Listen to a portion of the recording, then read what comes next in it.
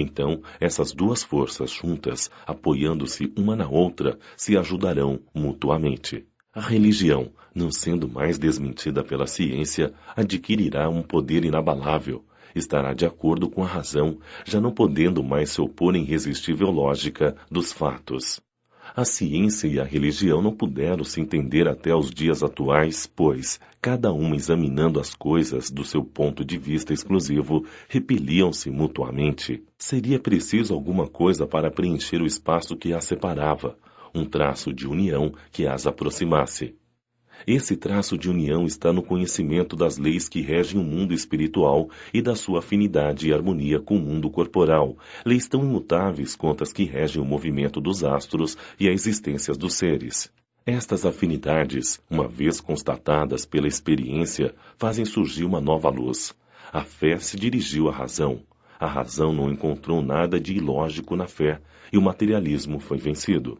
Mas, nisso, como em tudo, há pessoas que ficam para trás, até serem arrastadas pelo movimento geral que as esmaga, se tentam resistir ao invés de o acompanhar. É toda uma revolução moral que se opera neste momento e que trabalha e aperfeiçoa os espíritos.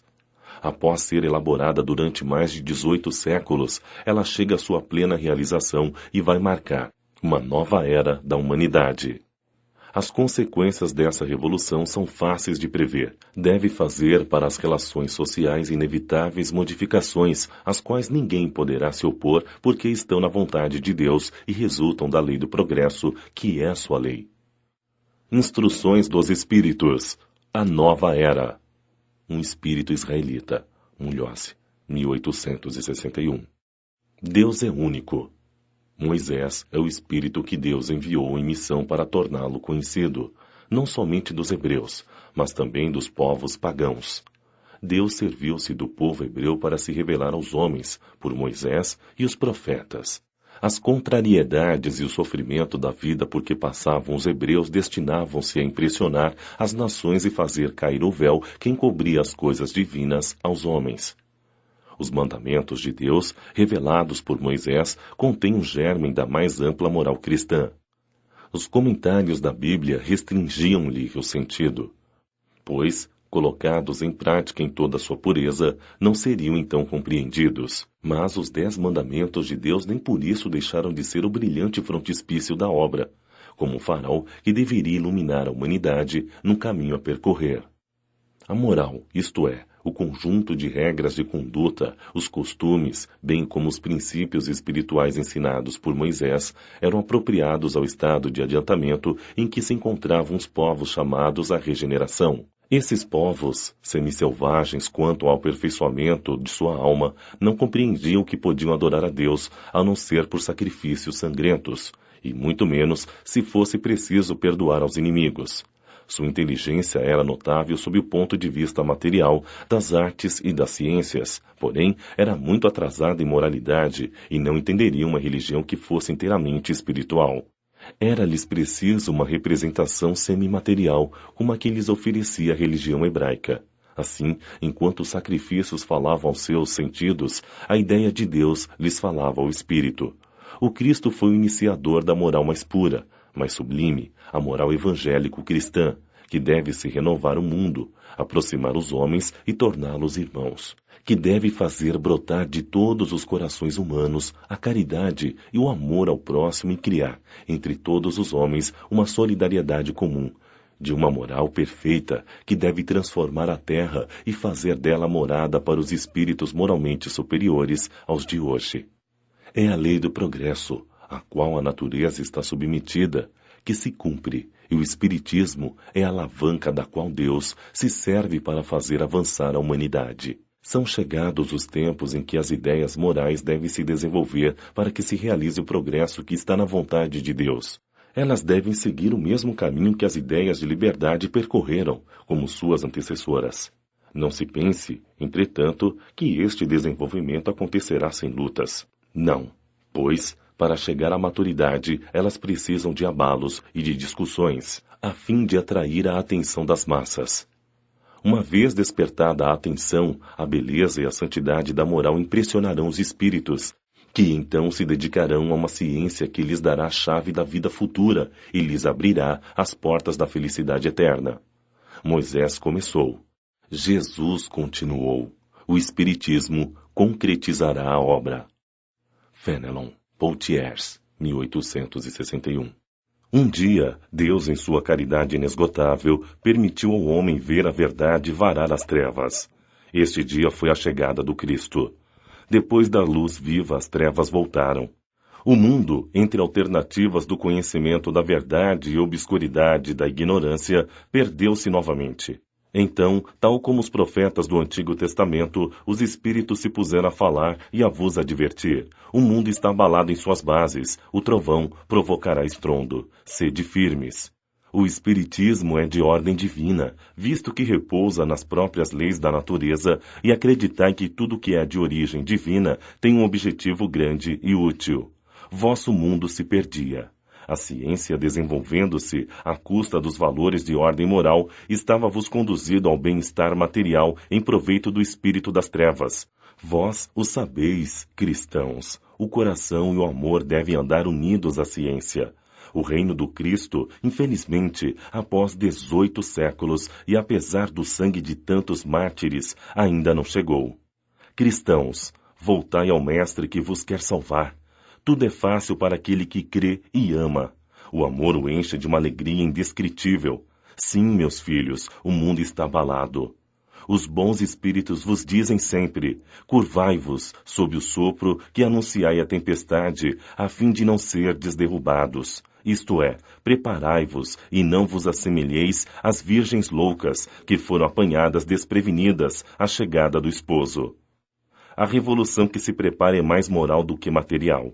Os espíritos, mensageiros do Senhor, inspiram a fé para que todos vós, companheiros da doutrina, iluminados e ardentes, façais ouvir a vossa voz humilde.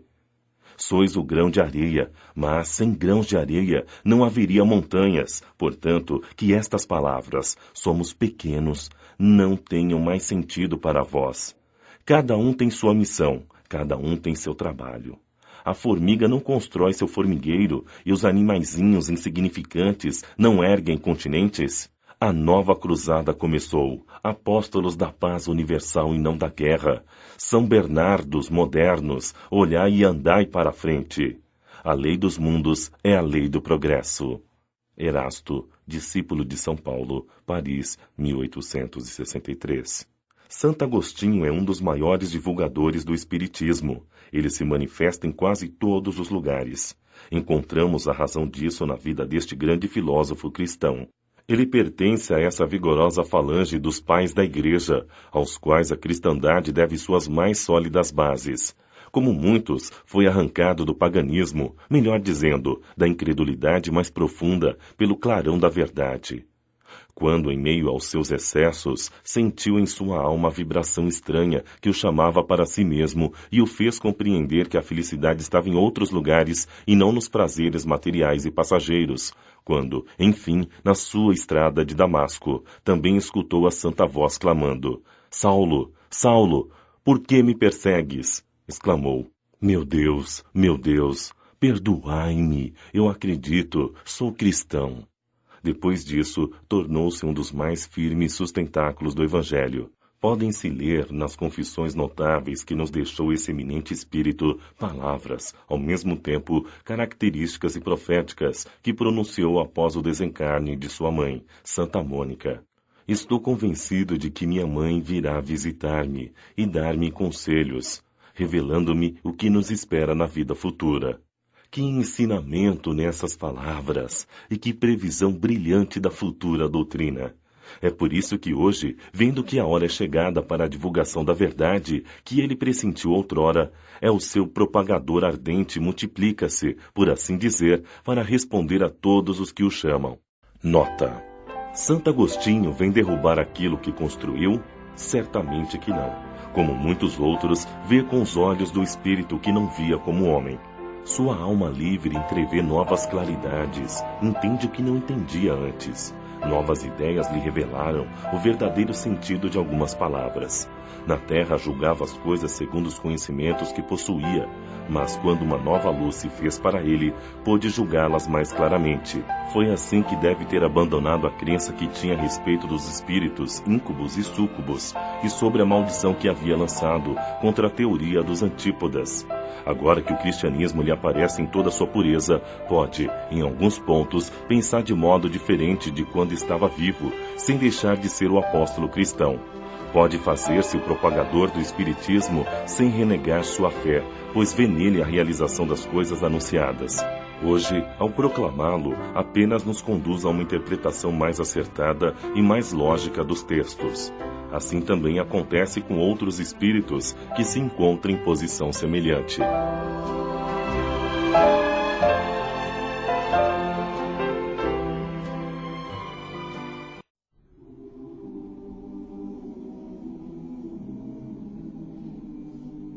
Capítulo 2. Meu reino não é deste mundo. A vida futura. A realeza de Jesus. O ponto de vista. Instruções dos Espíritos. Uma realeza terrena. Tornou a entrar Pilatos no palácio e chamou a Jesus e disse: Tu és o rei dos judeus? Respondeu-lhe Jesus: O meu reino não é deste mundo. Se o meu reino fosse deste mundo, certo que os meus ministros haveriam de pelejar para que eu não fosse entregue aos judeus. Mas por agora, o meu reino não é daqui. Disse então Pilatos: Logo, tu és rei? Respondeu Jesus: Tu o dizes. Eu sou rei. E não nasci nem vim a este mundo senão para dar testemunho da verdade. Todo aquele que é da verdade ouve a minha voz. João, capítulo 18, versículos 33, 36 e 37. A vida futura.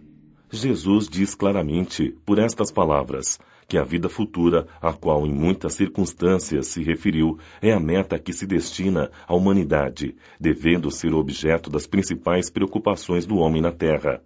Em todos os seus ensinamentos ressalta este grande princípio. Sem a vida futura, de fato, a maioria de seus ensinamentos morais não teria nenhuma razão de ser. É por isso que aqueles que não acreditam na vida futura, imaginando que Jesus só falava da vida presente, não os entendem ou os acham ingênuos. Este dogma pode, portanto, ser considerado como o principal ponto do ensinamento do Cristo. Por isso foi colocado como um dos primeiros, no início desta obra, pois deve ser o objetivo de todos os homens. Apenas ele pode justificar as anormalidades da vida terrena e ajustar-se de conformidade com a justiça de Deus. Os judeus tinham ideias muito incertas em relação à vida futura. Acreditavam nos anjos como seres privilegiados da criação, mas não sabiam que, um dia, os homens pudessem tornar-se anjos e partilhar da felicidade deles. Pensavam que o cumprimento das leis de Deus era recompensado pelos bens da terra, pela supremacia de sua nação, pelas vitórias sobre seus inimigos, enquanto as calamidades coletivas e as derrotas eram castigo da sua desobediência àquelas leis. Moisés não poderia dizer mais a um povo pastor, inculto, que devia estar interessado, antes de mais nada, nas coisas deste mundo. Mais tarde, Jesus veio lhes revelar que há um outro mundo onde a justiça de Deus segue seu curso, e é este mundo que promete aos que respeitam os mandamentos de Deus e onde os bons acharão sua recompensa. Esse mundo é o seu reino. É lá que Jesus está em toda a sua glória, e é para onde retornou ao deixar a terra. No entanto, Jesus, ajustando seu ensinamento ao estado dos homens de sua época, julgou conveniente não lhes dar uma luz completa, que os ofuscaria ao invés de esclarecê-los, pois não o teriam entendido. Limitou-se a colocar de algum modo a vida futura como um princípio, como uma lei da natureza, a qual ninguém pode escapar. Aquele que crê acredita de algum modo numa vida futura, mas a ideia que muitos fazem disso é pouco clara, incompleta e por isso mesmo em muitos pontos falsa. Para uma grande maioria é apenas uma crença sem certeza absoluta, daí as dúvidas e até mesmo a incredulidade. O Espiritismo veio completar nesse ponto, como em muitos outros, o ensinamento do Cristo, quando os homens já estavam maduros para compreender a verdade. Com o Espiritismo, a vida futura não é mais um simples artigo de fé, uma incerteza, é uma realidade material demonstrada pelos fatos. São as testemunhas oculares que vêm descrevê-la em todas as suas fases e em todos os seus detalhes, de tal modo que não há mais possibilidade de dúvidas, e a mais simples das inteligências pode compreendê-la sob seu aspecto verdadeiro, tal como imaginamos um país do qual lemos apenas uma descrição detalhada. Assim é que essa descrição da vida futura é de tal maneira mostrada, são tão racionais as condições de existência feliz ou infeliz dos que lá se encontram, que reconhecemos não poder ser de outra forma e que, afinal, aí reside a verdadeira justiça de Deus. A realeza de Jesus. O reino de Jesus não é deste mundo, é o que todos entendem. Mas, na terra, não terá Jesus uma realeza? O título de rei nem sempre implica o exercício do poder provisório. Ele é dado por meio de uma concordância de todos aos que, por sua genialidade, colocam-se em primeiro plano numa atividade qualquer, dominando o seu século e influindo sobre o progresso da humanidade. É nesse sentido que se diz o rei ou príncipe dos filósofos, dos artistas, dos poetas, dos escritores e etc. Essa realeza, nascida do mérito pessoal, consagrada no tempo, não tem, muitas vezes, maior valor e importância do que aquele que leva a coroa. Ela é imortal e sempre abençoada pelas gerações futuras, enquanto a outra é jogo de oportunidades e, às vezes, amaldiçoada. A realeza terrena termina com a vida, a realeza moral ainda governa, sobrepondo-se além da morte. Sob esse aspecto, Jesus não é um rei mais poderoso do que todos os soberanos? Foi, pois, com razão que disse a Pilatos, eu sou rei, mas meu reino não é deste mundo. O ponto de vista. A ideia clara e precisa que se faz da vida futura dá uma fé inabalável no futuro. E essa fé tem enormes consequências sobre a moralização dos homens, uma vez que muda completamente o ponto de vista sob o qual encaram a vida terrena. Para aquele que se coloca pelo pensamento na vida espiritual, que é infinita, a vida corporal não é mais do que uma passagem, uma curta permanência em um país ingrato. Os reveses e as amarguras da vida terrena não são mais do que incidentes que recebe com paciência, pois sabe que são de curta duração e devem ser seguidos por um estado mais feliz.